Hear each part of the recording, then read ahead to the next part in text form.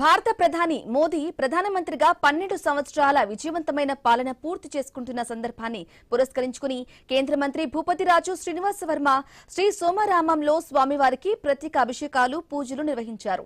ఇక మోదీ నాయకత్వంలో దేశం మరింత అభివృద్ధి పథకంలో ప్రయాణం చేయాలని, మరో కొంతకాలం దేశానికి ప్రధానమంత్రిగా సారాజ్యం వహించాలని, ఆ స్వామివారి ఆశీస్సులతో ప్రధాని మోదీ ఆయురారోగ్యాలతో ఉండాలని ప్రత్యేక పూజలు నిర్వహించామని తెలిపారు.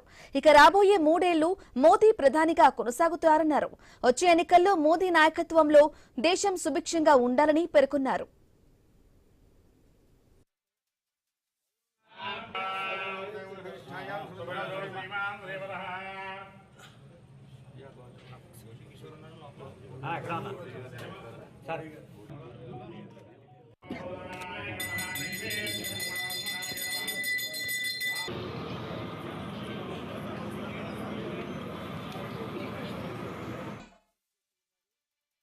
భారతదేశ ప్రధానమంత్రిగా శ్రీ నరేంద్ర మోడీ గారు బాధ్యతలు స్వీకరించి 4399 రోజులు పూర్తి చేసుకున్నటువంటి సందర్భంలో నరేంద్ర మోడీ గారి నాయకత్వంలో దేశం సుభిక్షంగా ఉండాలి, దేశం మరింత అభివృద్ధి పథంలో ప్రయాణం చేయాలి.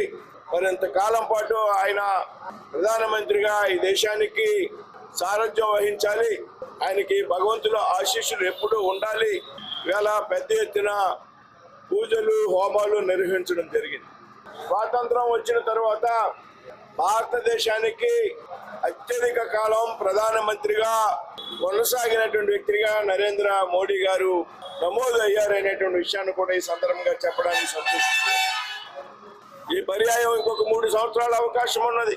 ఆ తర్వాత వచ్చేటువంటి 29 ఎన్నికల్లో, ఆ తర్వాత వచ్చేటువంటి 34 ఎన్నికల్లో కూడా నరేంద్ర మోడీ గారి నాయకత్వంలో ఈ దేశం సుభిక్షంగా ఉండాలి అనేటువంటి ఈ దేశ ప్రజల యొక్క ఆకాంక్ష ఏదైతే ఉన్నదో, ఈ దేశానికి నరేంద్ర మోడీ గారి నాయకత్వం కావాలి.